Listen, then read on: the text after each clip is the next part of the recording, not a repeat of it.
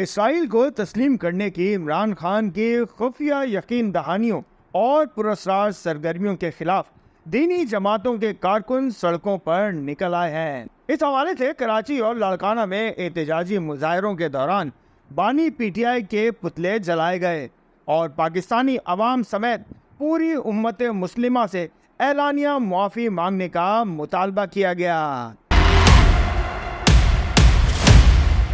بانی P T I Imran Khan کی طرف سے اسرائیل کو تسلیم کروانے کی خفیہ کوششوں اور یقین دہانیوں کے خلاف پہلا احتجاجی مظاہرہ کراچی کے ضلع ملیر میں قومی یکجہتی کونسل کے زیر اہتمام کیا گیا، جس میں مختلف شعبہ ہائے زندگی سے تعلق رکھنے والے شہریوں نے بھرپور شرکت کی۔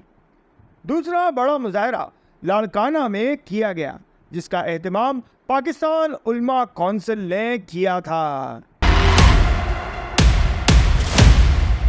احتجاجی مظاہروں کے شرکاء نے بینرز اور پلے کارڈز بھی اٹھا رکھے تھے، جن پر بانی پی ٹی آئی کے خلاف مختلف نعرے درج تھے۔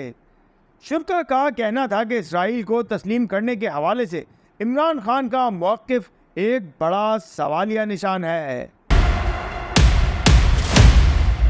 مقررین نے اظہار خیال کرتے ہوئے کہا کہ عمران خان کی ڈٹائی کی انتہا یہ ہے کہ اب جبکہ اسرائیلی اخبارات میں ان کی رہائی اور دوبارہ اقتدار میں لانے کے حوالے سے اعلانیہ لابنگ بھی شروع ہو گئی ہے، اس کے باوجود وہ عوام کے سامنے گمراہ کن موقف پر بضد ہے۔ مقررین کا کہنا تھا کہ دی ٹائمز آف اسرائیل اور دی یروشلم پوسٹ نے تو اب یہ بھی لکھ دیا ہے کہ عمران خان کا بظاہر موقف اسرائیل کو تسلیم نہ کرنے کے حوالے سے ہے، لیکن اندرونی طور پر اس نے عالمی اسٹیبلشمنٹ کو یہ یقین دلایا ہے کہ وہ پاکستانی عوام اور اسٹیبلشمنٹ کو اس حوالے سے رام کر سکتے ہیں۔